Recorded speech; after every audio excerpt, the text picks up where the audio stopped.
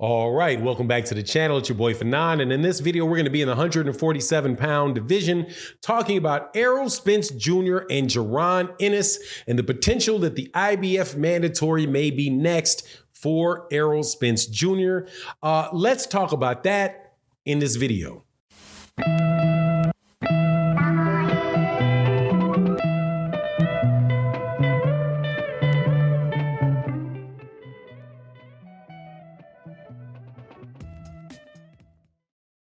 All right, welcome back to the channel. It's your boy Fanon, and in this video, we're going to talk about the 147-pound division. A lot of boxing conversation is shifting off of the Errol Spence Jr. Terence Crawford fight because of the very long amount of time it has taken for these guys to negotiate a fight. So there is a lot of speculation out there about what is going to happen next for Errol Spence Jr. Will it be Jaron Boots Ennis next, who is the IBF mandatory for that fight?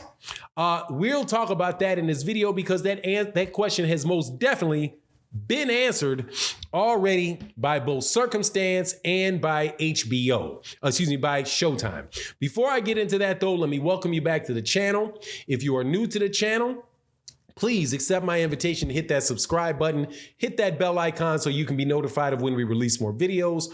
Also, if you are a longtime subscriber or supporter in the channel, thank you so much for continuing to support in the channel.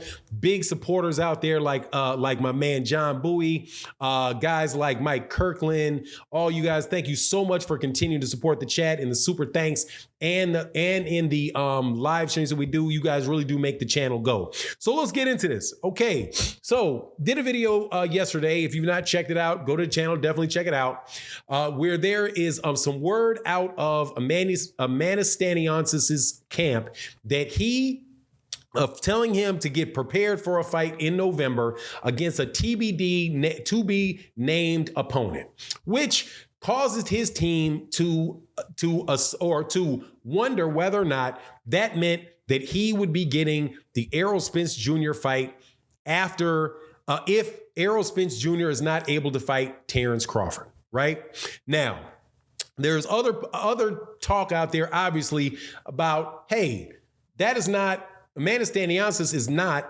Errol Spence Jr.'s only mandatory. There's two mandatories that Errol Spence has. One is a Manis Stanionis, and the other is the incredible young fighter, Jaron Ennis, out of the city of Philadelphia. Trainer Bozian is his father. Definitely one of the best fighters. I think one of the best fighters in all of boxing, not just one of the best fighters in 147, but one of the best fighters in all of boxing, in my opinion. Now, obviously, he's got to get in there and get in the likes, get in there with, some of the different champions, get his hands on a championship belt and accomplish those things, right? Clearly. But when I'm looking at him, from what I see, one of the best fighters in boxing. Okay, so he is the IBF mandatory, and he won that mandatory against Custio Clayton in a title eliminator, and the winner was to become the IBF mandatory for the belt that Errol Spence Jr. holds. Right now, so the reasonable people would say, okay, well, who is the mandatory? Who is next then? Well, for two reasons. One, the WBA itself. Manis Stanionis is next in line for that shot, not Jaron Ennis, because the mandatory because Manis Stanionis was the mandatory for Yordenis Ugas. And he already had, and this is something that Manis Stanionis said a while ago, was already contracted to get a shot against the winner of Errol Spence Jr. versus Yordenis Ugas.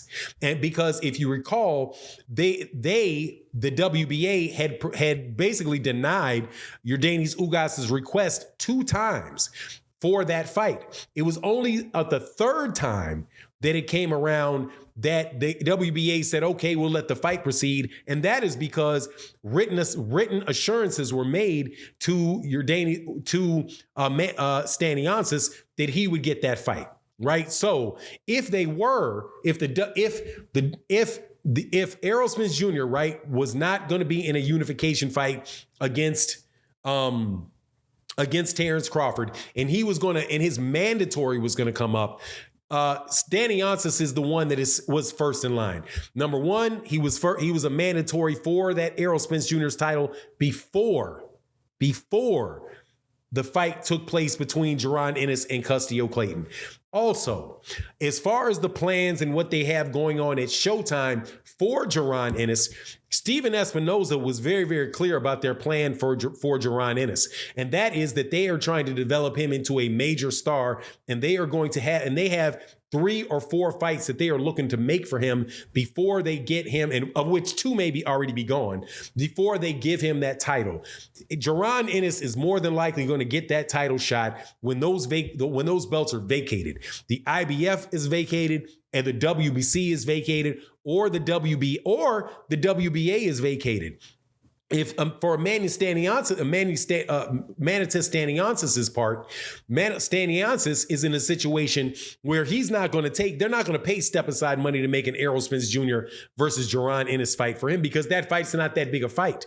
And honestly, if you look at it where Jaron Ennis stands, Jaron is somebody that, even though I do not doubt at all that he physically is ready for the Errol Spence Jr. fight, and he is physically, mentally, emotionally ready for a Terence Crawford fight, I'm not denying that at all. Believe that to be the case. He is not, as far as what his name is, that is a situation where those guys would be cashing in some chips mighty early, right? It's like, you have something that is going to be, you have a stock that you believe is going to be worth, is going to sell for $1,000 a pop. You believe it's going to get there. And then you say, okay, well, I'm going to sell it. I'm going to take a chance on this and sell it for $10. Before it's fully developed, you're probably not going to do that. It's not the best advantage, not the best analogy in the world. But to be very specific with it, with boxing, if you know, number one, that Errol Spence Jr. is already a big cash cow, and he's with your network, and he's going to be at 154 soon, and you're going to have a bunch of belts at 147.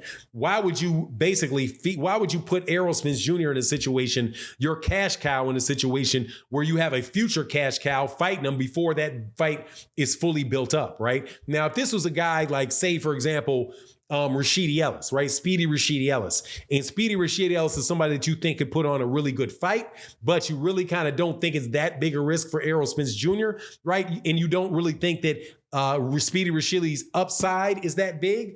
Then, you would do that fight, right? Kind of like a man of Stanionis is probably the best example of it.